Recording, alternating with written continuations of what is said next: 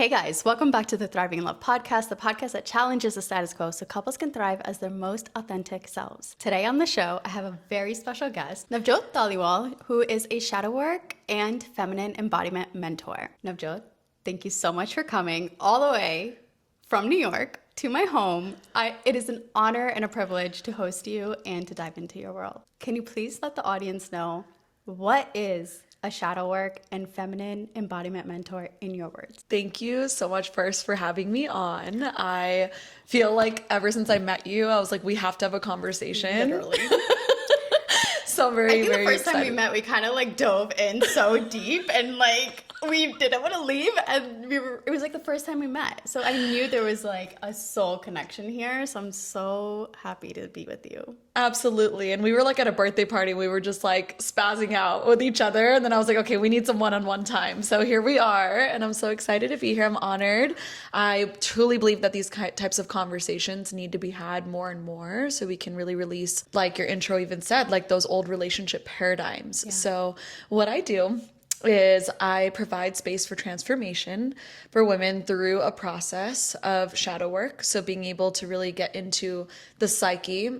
And shadow work can sound scary at first, but really I always tell my clients, this is love work. This is like truly learning to love yourself, because it's so easy to love the things that are like in the light about us, the things that we like can obviously love about ourselves. But I think all the things that are in the shadows, I describe my process as a shadow worker to just take a flashlight and get curious about what's sitting in the psyche that projects onto our reality all the time. It's so important to talk about shadow work because there's this theory that of course our thoughts create our reality, yes, and part of our thoughts is not conscious, it's subconscious. Mm-hmm. So can you dive a little bit into, from your research, from your work, what would you say is like the percentage of what is conscious versus subconscious, and why is it so important to dive into our subconscious? So if we actually want to be in control or co-create our reality with the universe or divine or whatever people want to believe.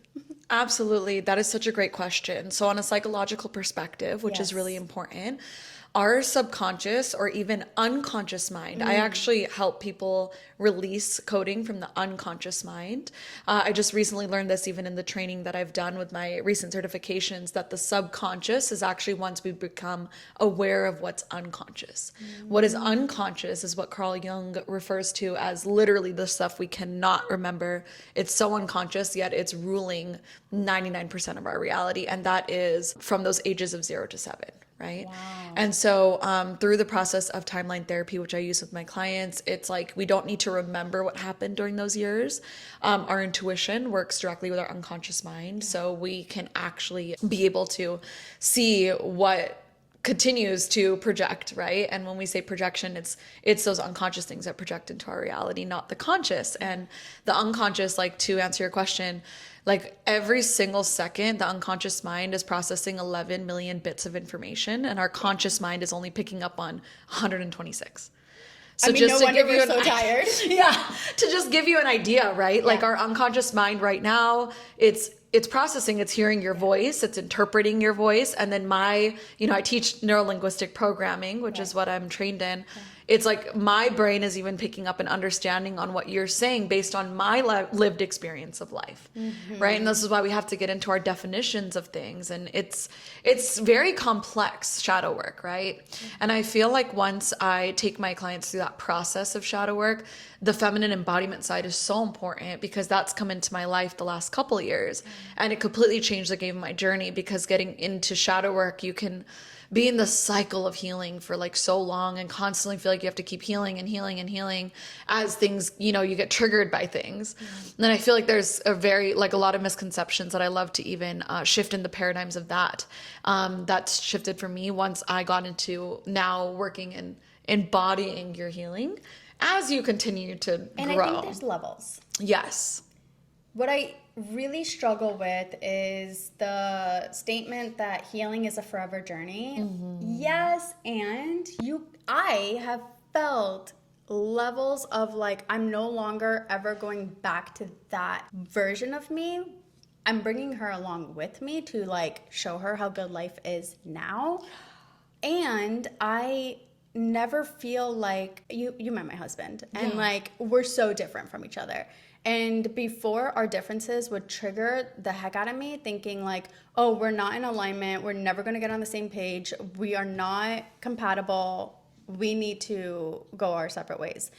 And what I've been learning is the word softening used to trigger me a lot, because I was like a very hyper masculine woman and like type A and planner and all the things and like ambitious as heck, and rewiring all that now.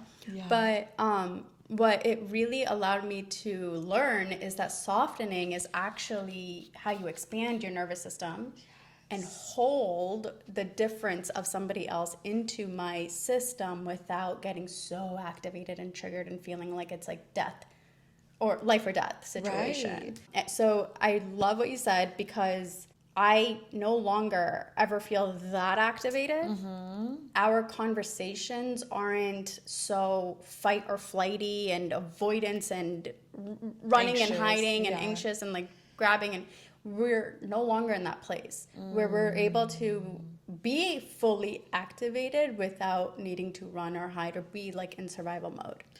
Absolutely, girl. Like that's where it's like you can get addicted to the shadow work and think that that's you changing your life, but it isn't until you embody and get into the nervous system, because our neurology, right, it changes once we do face our shadows, but the neurology is also connected to the entire nervous system. So I love what you just said, because expanding that capacity, when I first heard that, it didn't land for me. I was like, what the fuck does that mean? Like, do I have to keep thinking about healing like I've been doing, you know? Right. But then I realized, no, that's the embodiment side of it, which is so important to have that piece. Or else you're just in a healing treadmill all the time and needing to decipher your triggers all the time, instead of you get burnt out. You get burnt out, and it's actually projecting more of the masculine energy. I know we're going to get into patriarchy, but it's like more of that patriarchal masculine energy onto now our healing journey. Like before it was onto like being overly ambitious at work, and now we're being overly ambitious to heal instead of actually connecting. Oh my gosh, I didn't even think about it that way. That's so true. Instead of actually connecting, right? Because it's like once you understand what you need, you get out of the fight or flight or the freeze or the fawn, those four nervous system responses. The body. Exactly. You learn how to be with the sensation. So now you can actually feel. A lot of people think nervous system regulation is like being like, it's actually like a lot of people are like, oh, am I just in constant freeze because now I'm not feeling anything? It's like, actually, no, you get to feel, you take care of your needs, your capacity has opened up. So you're not like fight, flight, like you said, death. When we're in fight or flight or freeze or fawn, our brain is immediately going to death. Like there's a tiger in front of you. D-word like it's 10 times in our first year of marriage. Yeah. It's just a man in front of you. It's not a tiger. Like you can take care of your needs. You can communicate. The entire patriarchy against him in that moment. I'm like, it's all men. It's all men. No, it's like, come on, like reel it back in. Yeah, go take a walk. Go step on the ground if you need to, barefoot. Touch grass. Go dance if you need to. Like all these different things that really help support us, and it really comes back to rewiring what we learned as children. Because fight, flight, freeze, or fawn, we learned that as children. So we're just a bunch of adults behaving like children. Literally. I say this all the time. If we all just learned how to grow up and feel our feelings and not project every little insecurity outwards onto others and make everybody else responsible for making our lives happier and easier. Girl, that's when it's like we have to redefine safety. Because I think a lot of the times too, when we get really caught up in healing, whether you chose the route of like going into intuitive spiritual healing, shadow work, feminine embodiment, or even conventional therapy, like you can get so addicted to the cycle of like even your therapist or your coach, your mentor being that safety for you. But really it's when you develop that safety within, where it's like, I'm safe enough to say no, right? Like I come from cycles of abuse, right? With just so many things in my life, like my story. And it's like, I always assumed that it was that person's responsibility to not abuse me. But then I realized the self-abuse was actually what's being mirrored to me. Of me actually not being safe in myself to be like, hey, I don't need to constantly be the fixer here. And like, I need to just work on what do I need. Right. And what it's was like that shift for you? Oh my God, I think the embodiment piece. We've all been hearing the word embodiment for so long. Yes. Yeah. When did it click? It landed for me, I think, a couple of years ago when I started working with my mentor, Natalie, in the Sacred Union space. And I was like, look, like if safety is actually within me, if I'm co-creating my reality with God, right? then it's my responsibility, you know? How is it that the man that I'm dating is supposed to just know how to treat me?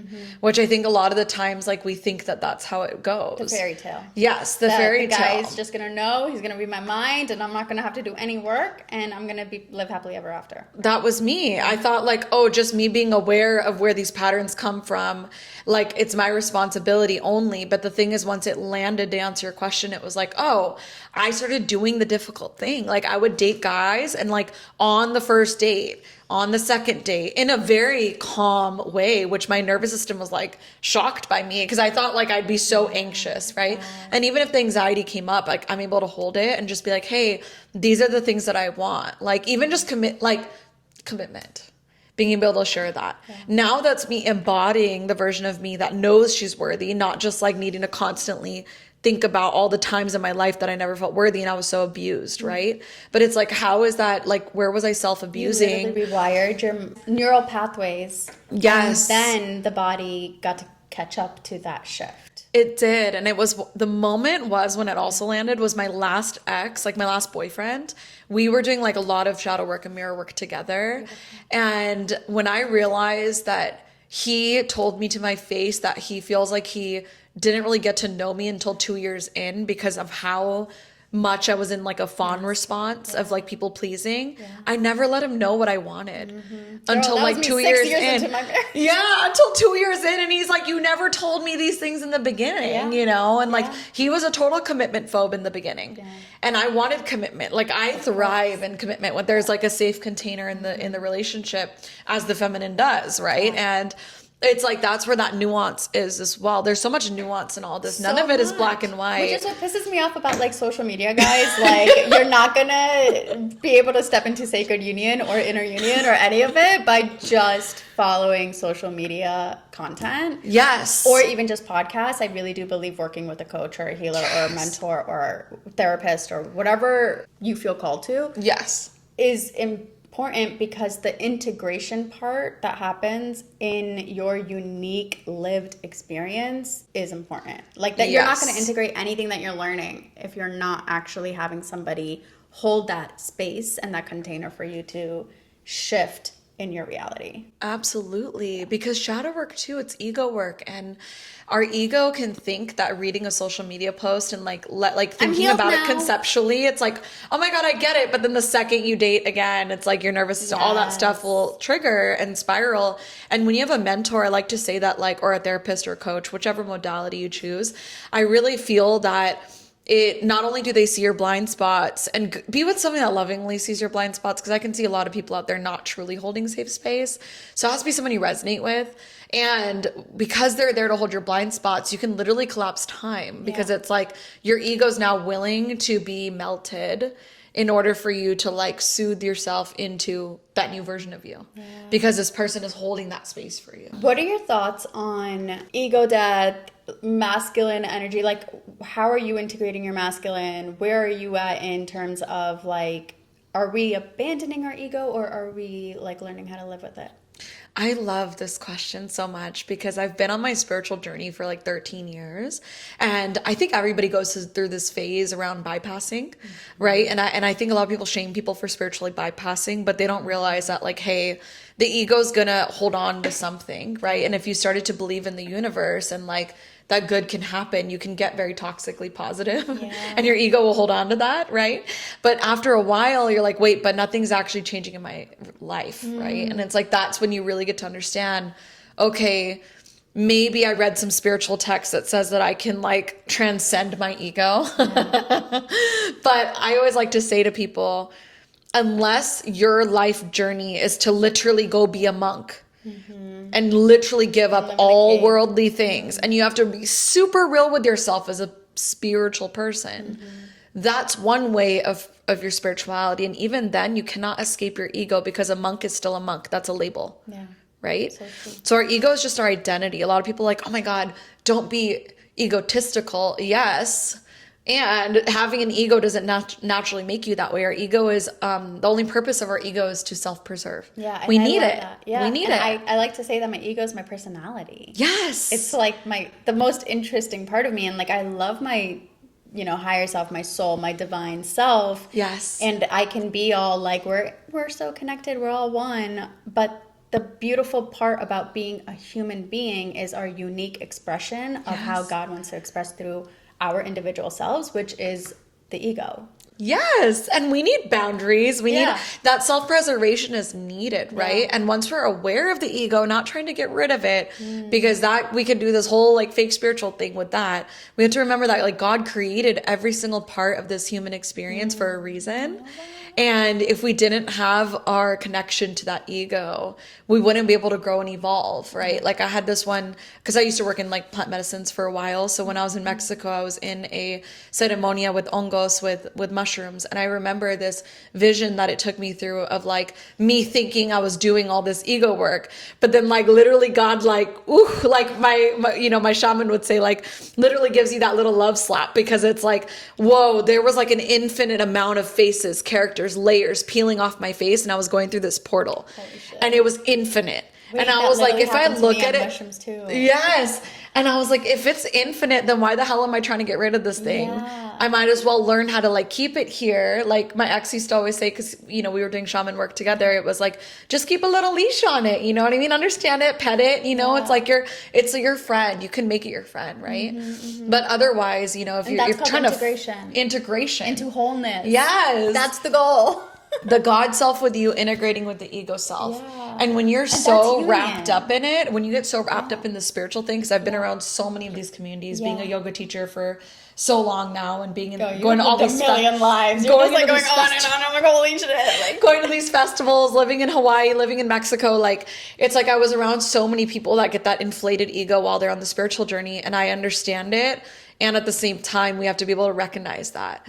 Because it's like then when you're not integrated, you're going to think that you are God. And then you don't get to actually integrate the higher self with the ego self into the wholeness that it is. And it's actually starting to become really toxic for these people that are holding space, but they have that ego. So they think they're on the top of the mountain and everybody else is on the bottom of the mountain. And that like really perpetuates colonial, toxic, patriarchal bullshit.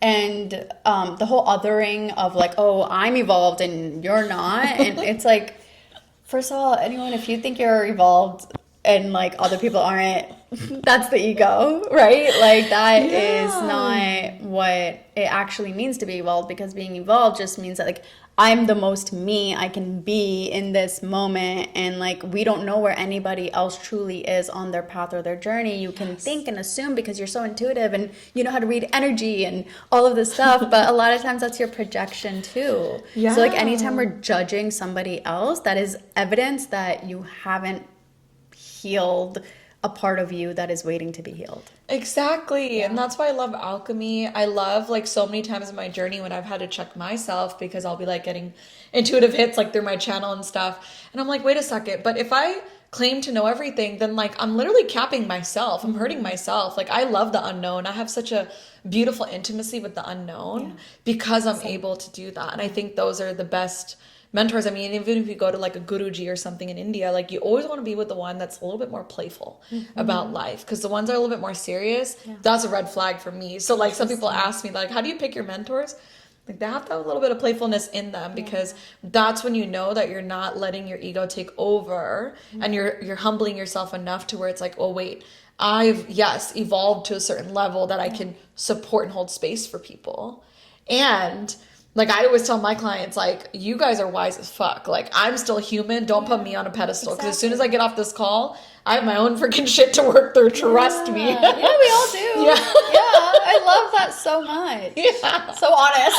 It's so honest. It's so honest. And we're on the journey together. And through that perspective, you integrate better. It's more wholesome. It's more embodied. It's just more truthful. Yeah.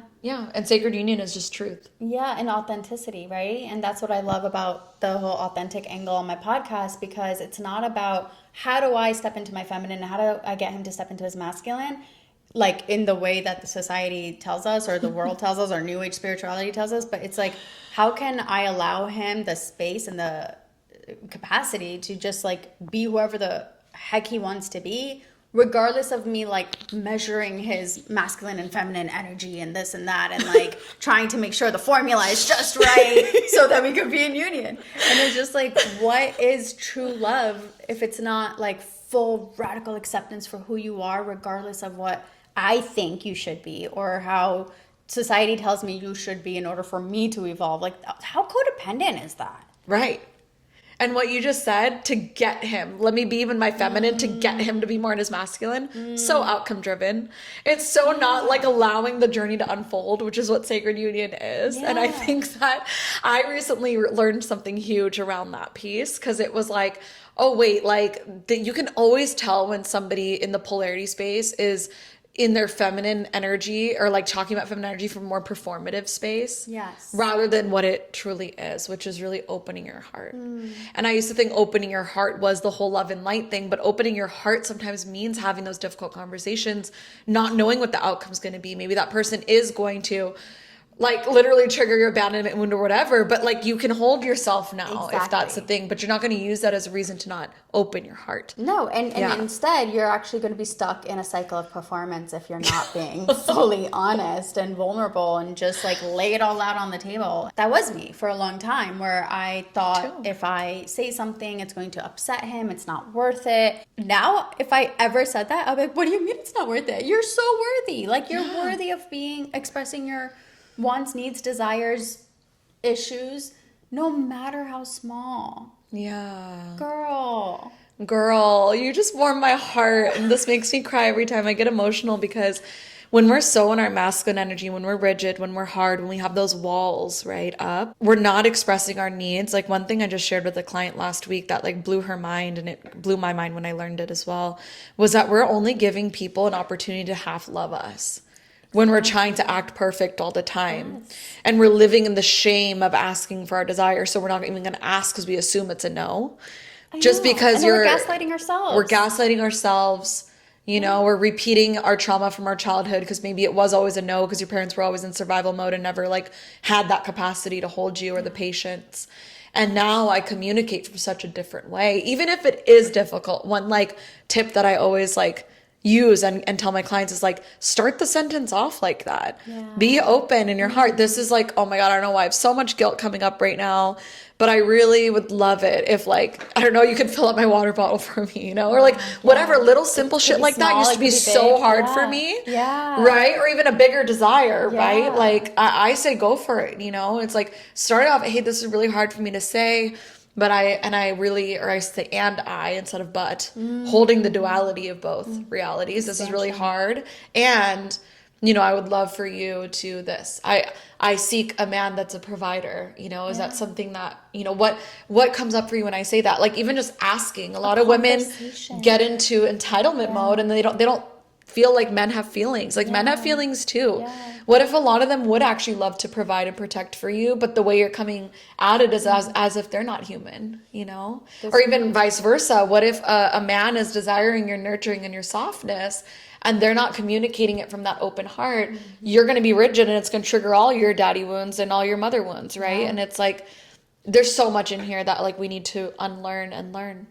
And I think it all comes down to communication and skills around communication. Yes. Like, why are we not taught how to ask for our needs, or how to sit in an uncomfortable conversation without feeling like your whole world is burning down? From your like visionary mind, where do you see society heading, and how can we as a collective have better communication skills? I love this. Because we were just talking about our missions earlier, and the newest mission that you're on, and even like the way my service has like transformed. I feel that humanity right now needs to take a pause, needs to admit what they do not know, come back within and invest their time, energy, money, whatever it is, right? Their heart into this level of support. Because what I was saying earlier, when you have like a mentor, when you have a guide, right, that can actually help you with goals that you have towards partnership, towards union, and even like, girl, like stepping into this work of learning how to communicate in sacred union, it goes beyond even your relationship with a romantic partner. 100%. My family relationships, how I communicate to myself in my brain. right? It's alchemizing everything in my life with my work. I'm able to like really pause and be like, why am I needing to get back to my clients right away? Like I can actually pause, you know what I mean? Like it's not life or death, which we've all been taught in survival mode. And it goes back to worthiness. Worthiness, yes. You're allowed expanding to our pause. space, we get more present, which creates the best relationships. Truly. Yeah. More authentic relationships where you get to have more play, you get to have more joy because you're not searching and trying to fix for perfection. Yeah. You just get to experience life together. Yes. Isn't that the whole point? That's the whole point. So you and I were talking about doing more local events. I've hosted retreats. I love doing in-person work. Yeah, same. I think even if it's a day event, even if it's a 5-day retreat, there's so much alchemy and transformation that can happen, and just like collapsing time in the sense where, not that you need to like rush to integrate your lessons, but being held in a safe space. Yeah. Yes. And I think it's important to talk about collapsing time because, and I don't know if you agree with me here, I'm going to go a little in a complete different space, but I think that evolution is going to go by faster in the age of Aquarius, and we're going to need to not to put like fear in anybody at all. No one's going to be falling behind if you're not, you know, doing things fast enough. Go at your pace, the pace of your nervous system, and don't feel bad when you see people evolving faster and faster, because we are doing this work in person and we're bringing our energies together to create these webs of evolution so that Mother Nature can rise faster. Yes. Oh my goodness. Mic drop, girl. Lavalier mic drop. No, I'm just kidding. Absolutely, absolutely. And I feel you, because I don't know if you felt this way, but in the last couple of years, I feel like on my journey, like there's so much little wiggle room for me to fall back into the old pattern. And the quicker you integrate something, not just conceptually think about it, but that embodiment piece we were talking about earlier, like it does collapse time. It does. Because why keep suffering in the same cycles over and over again when you could get support from somebody and learn how to actually now hop timelines, because the age of Aquarius, the new earth, is building faster than we think, and Mother Earth needs it more than ever. And we're being guided. Like God is coming back into everybody's hearts now. Individually, that personal relationship. It's no longer about religion. It's connecting to that energy of the universe. You can call it the divine, sacred, or just God, you know, and being able to like bring that universal order back into your life so you could like be on that trajectory of truth, because God is just truth. It's just love. And when we get into that, we're more present. And I love that you mentioned Mother Earth, because what is going to happen? Everything starts at the home. All this trauma that's repeating and all this stuff that we're having from those inner child wounds, it all started from ages 0 to 7. So if couples start now, and first that coupling within yourself, because sacred union is the masculine and feminine marriage within yourself, in your body, how much better choices are you going to make? And when we make better choices in relationships, because everything is a relationship, the way you relate to life, love, money, God, everything, we are going to create the new world. More than worrying about how to make politics change and all these kinds of things. That's what they want. I say be involved in politics, of course. We have to be so involved with what's going on in the world. And we have to do this inner work, because it is what's actually going to change. My favorite thing about this Yeah. is that when you do the inner, when you detach from society for 6 months to a year. Sacred pause. Not that long. It's In not the that long. hindsight of everything. You could turn the news off for 6 months. Nothing's going to change. I promise our world is still going to be shit. And what that allows you to do is become a self-sourced human, and you get to receive your individual calling on how you can be helpful in moving society forward. Absolutely. But if you're on the treadmill just worried constantly and you're distracted, you're not creating that space for your assignment to come through. Absolutely.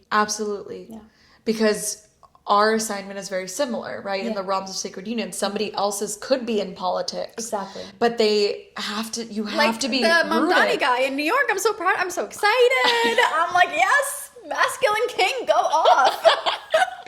I know. He's going to be great. And you're seeing it. And you're you're seeing it. And there's people out there working in climate change. There's people out there working in so many different things. We all have our own unique assignment. Yes. And that's why I feel like instead of, I used to say exiting matrix. Now I think of it as we are here to re-matrix the matrix. Oh, go deeper. Yes. Tell me more. That is true alchemy. Because I could go run off with my spiritual journey and be a monk or a yogi in the mountains, which some of us, that is your purpose, right? So that when people go up to the mountains, they learn from you and then you go back down into society. Yeah. But like, I think one of the most beautiful parts about Sikhi, the faith that I was growing up in, is that piece on human rights, is that piece on learn the God stuff so that you could bring it in, connect to God so you can hear the messages and heed the fruits, right? Of like the labor that you're meant to pour. And become the bridge. Become the bridge between heaven and earth. Yeah.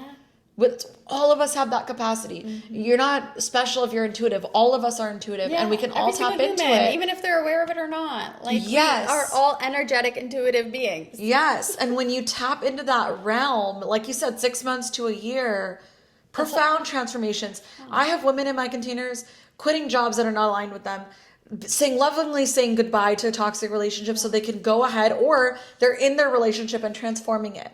Yeah. Right? And they're able to track that now because they're using their intuition, not their brain, that's going to keep them in the cycles. Because someone could quit a job that's putting them in the survival mode, and then they'll go and like manifest the same exact situation in another space. Literally. Yeah. Literally. And same thing with the relationships. Yep. Just repeating the same patterns over and over again with a different person. And like, if you're not actually rewiring on a cellular level and creating space for that shift to happen, and not just like, okay, something else that like really bothers me about social media is I'm just like, go off, queen. I'm like ranting now. I'm like, oh, somebody who gets me. This is so freeing. Sana and Navjot have their first one-on-one conversation. And we just rant the whole time. This is probably what it feels like to be a goddess in like heaven and be like, look at that earth. We're channeling our womb's wisdom right now. Truly, we're so connected. But this whole rush for the glow up. Oh. What's the rush? Survival mode, projecting the patriarchy onto your healing, projecting the need for an outcome onto your healing, which is very masculine, right? I think the rush is people want to see, you know, the Tower card in tarot? Yeah. Everybody wants the fruit, but they're not willing to the destruction. Goddess Kali, anybody will tell you this in any religious text that you read. There has to be a crumbling. Yeah. And it sucks and it's painful. Like, can we like talk about what that crumbling actually looks like? So people are like, oh, I sat in a grief portal for a day and now I'm healed. I'm like, no, yeah, like I did ayahuasca for a day and now I'm good. No, you have to integrate that shit. I cried and now I did shadow work. Yeah. I'm like, oh my God, if it was that easy, right? And I think that's very good that you bring this up, because I bring this up on my Rising Phoenix podcast as well, that the journey of transformation is not always pretty, but it's so worth it in the end, and you don't need to rush to the end. And so the cycle of alchemy, right, and the journey of the Phoenix as well, of what I'd like to describe it, it's death, void, rebirth. People want to skip to the rebirth. Yes. The ego wants to skip to the rebirth. I even wanted to skip to the rebirth, because I'm like, when you're in the death and the void, right, you're like, this is so uncomfortable. I just want to shoot myself, because literally it's a piece of you dying. The part of you that had those trauma responses, the part of you that was in fight, flight, freeze, or fawn, very smart nervous system responses, and they're self-sabotaging you. The death is like you become aware of them and you're willing to release them. You know you can't be in that timeline anymore.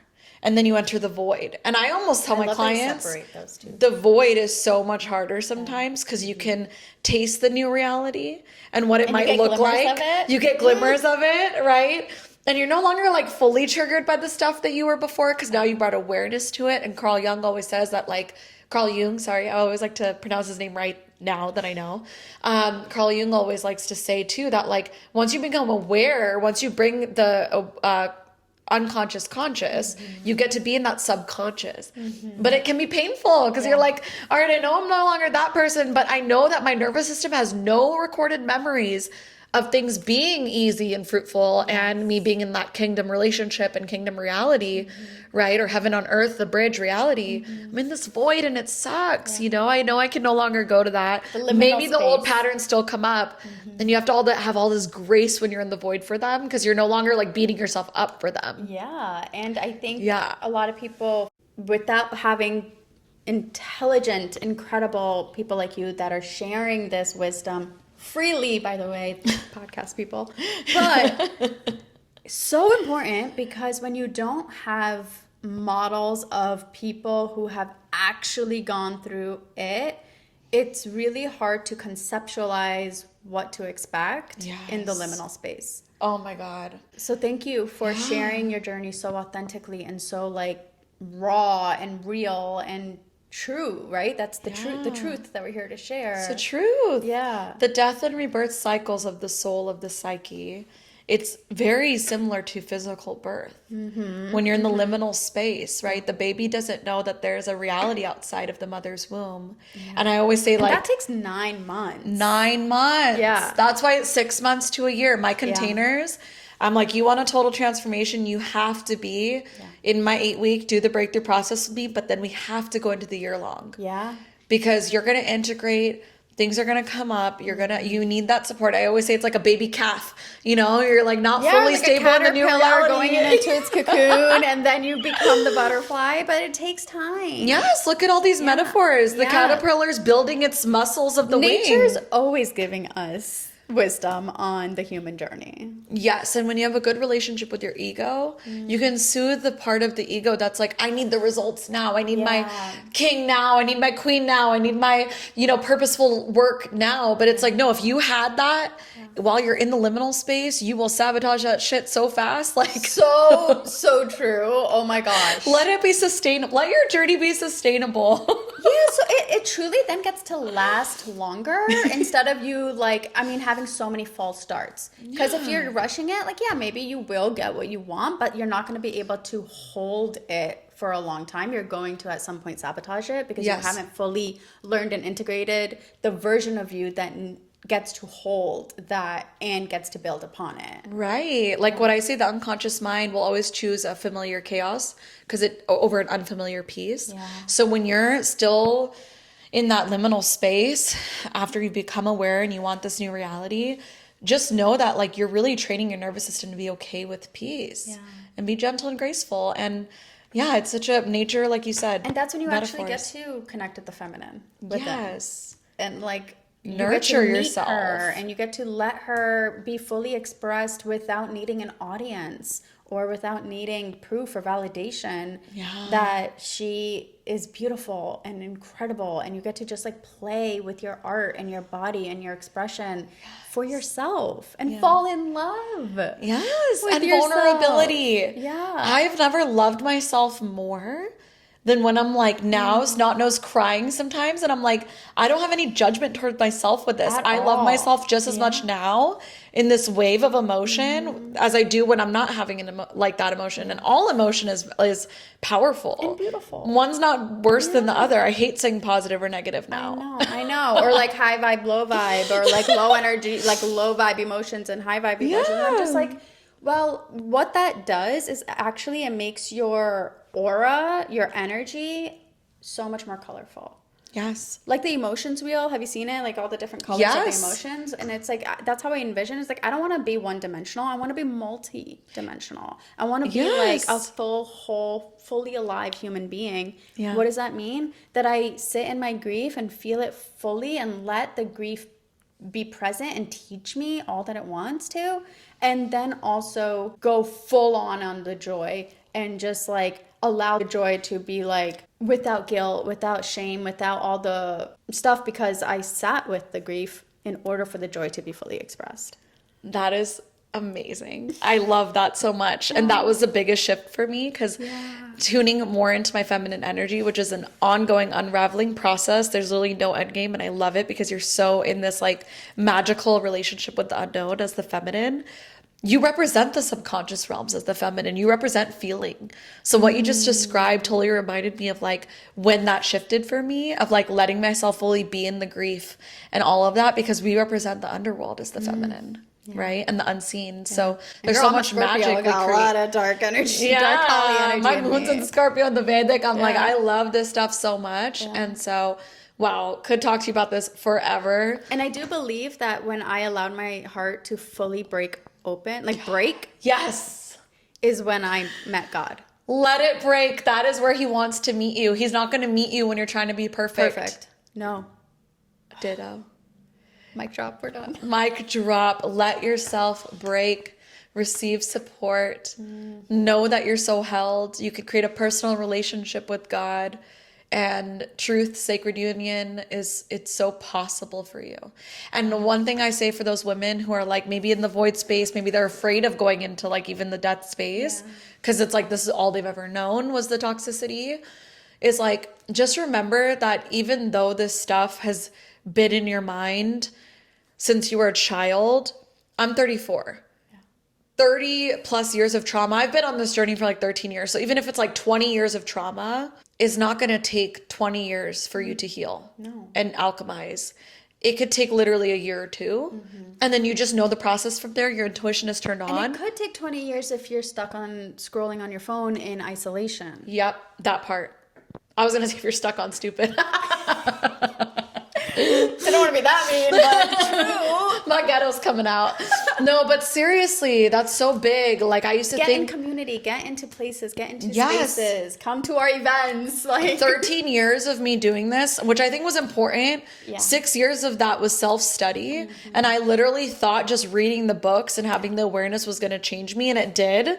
But not as fast as me hiring a coach and a mentor and a leader, going to retreats, putting myself in those. That literally is like a few years of my journey. And like, I'm a whole different person. I don't even recognize myself from last year. I know, same Yeah. girl. I mean, we're here to evolve. I'm evolving every like couple months. Because, Life is like, so I love precious. it gets to be so much fun when, like, yes, shadow work is something that sounds really scary. Death, void, rebirth. These things sound scary to the ego, but that's because we grew up in a society that wants you to be chasing comfort and a false illusion of security so that you could stay stuck in capitalism and the patriarchy and have your mind controlled by the billionaires that are running our society. Yeah. Your greatest power lies in having the courage to say, what if? What if I got a little uncomfortable? What if I allowed myself to cry a little harder? What if I allowed myself to be with these ugly parts of me a little longer? Yeah. Take it slowly. Exactly. Absolutely. Absolutely. And the ego loves comfort. So it makes so much sense. And when you understand the nature of the ego, you just transform. Oh my gosh. I love this conversation. I could talk to you forever. And I feel like there's so many topics we didn't even touch that I wanted to dive into.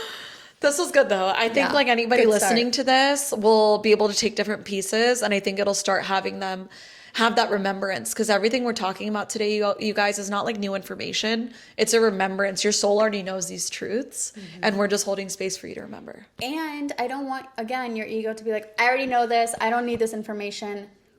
What I want you to really tap into, if you do already feel like I know this, and that feeling is coming up of like you wanting to just run and be like, okay, I'm good. Sit with that. Feel into it. Why am I feeling like I need to prove that I don't need this information? Clearly, you're here for a reason. You got called into this podcast for a reason. Find that reason. Like, journal what is coming up for you. Even if you're like, I hate these ladies, they're so annoying.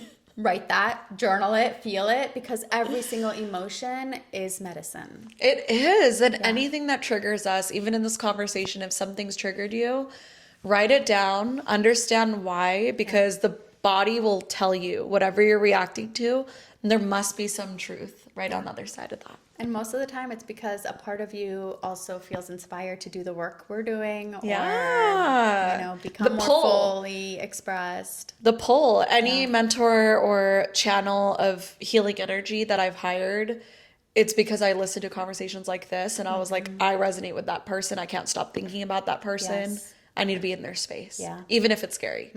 Yeah. So good. So okay. good. Well, guys, We'll put Navjot's information all in the show notes. Check out her world. She is incredible, doing incredible work for our collective. So grateful for you. Yeah. And Thank you. lots of events coming up. The Rising Phoenix podcast. Yes. What else do you have coming up in your world? I have an incredible mastermind that I just launched to help women in this space of embodiment, along with my breakthrough process, which is one-on-one. So I just created this. So it's like a complete subconscious clearing. Then you come into the mastermind and we're all just such a beautiful community of women supporting each other, creating these alchemical processes. Everybody is like so, I don't know, special in that space. So it's my newest offering. And then, yes, Rising Phoenix events are coming to LA, to New York City to just help women just be in the space of healing. Yeah. And collapse time and quantum leap. Quantum faster and faster. leap. Quantum leap. I open up portals, baby. And it's just such an honor as well it's a privilege to be doing this work. Being in your presence, I can feel that. Like you are a walking portal. Thank you. Of transformation. Thank you. Like so powerful. Thank you. Oh, so good. Okay, guys. Bye. Bye.